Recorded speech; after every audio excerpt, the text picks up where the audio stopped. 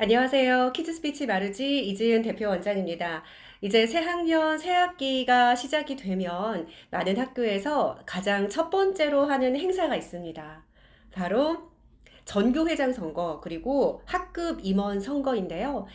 우리 많은 친구들이 학급 임원 선거나 회장 선거를 준비하고 있을 거예요. 근데 그 준비하기 전에 내가 어떤 마음가짐을 가지고 있고 어떻게 승리에 전략을 세우느냐에 따라서 좋은 결과가 나타날 수도 있고 아쉬운 결과가 주어질 수도 있겠죠. 그래서 오늘은 학급 임원 선거나 전교 회장 선거에 대해서 간단한 팁 하나 드리려고 합니다. 일단 언제 어떻게 내 선거가 이루어지는지를 꼭 체크를 하셔야 해요. 보통 중학교, 고등학교의 전교 회장 선거는 전년도 겨울에 다 이루어집니다. 그래서 이미 선거가 진행된 학교들이 많이 있지요. 그래서 1학년 입학하는 중등, 1학년 혹시 고등 1학년 친구들은 전교 선거를 경험하기 위해서는 1년을 기다려야 하는 거죠.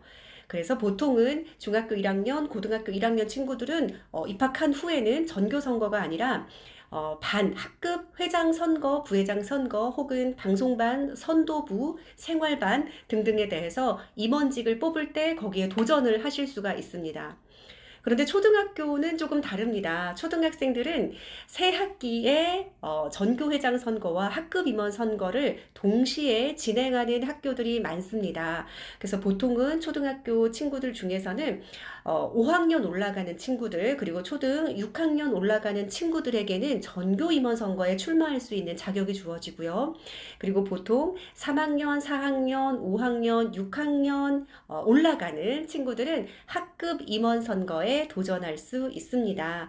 그래서 우리 학교가 어떤 선거 요강을 가지고 있는지, 그리고 투표 절차는 어떤지에 따라서 내가 선거에 나갈 수 있는지, 출마를 할 수 있는지, 아니면 아직은 못 나가는지에 대해서 정확히 알 수 있을 거예요. 그래서 학교 요강을 꼭 살펴보시면 좋겠고요.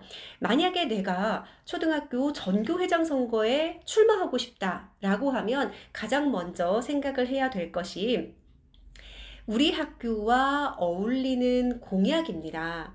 우리 학교마다 어울리는 공약, 그리고 허용되는 공약들이 다 다를 수 있거든요. 어떤 학교는 굉장히 거대하고 거창한 공약까지도 허용이 되는 학교가 있는가 하면 어떤 학교는 아주 약하고 본인 스스로 해야만 하는 노력 봉사와 관련된 그런 공약만 허용되는 학교가 있습니다.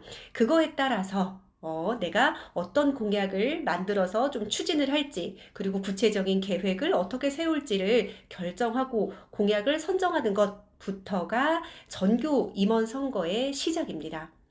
만약에 공약이 정리가 되었다면 그 공약을 바탕으로 연설문을 쓰게 됩니다. 그런데 우리 친구들이 전교회장 선거 연설문을 매우 어렵게 생각하고 있어요. 어떤 식으로 써야 되는지 너무 어려워, 난 못 쓰겠어 라고 생각하는 친구들이 많은데 쉽게 생각하시면 됩니다.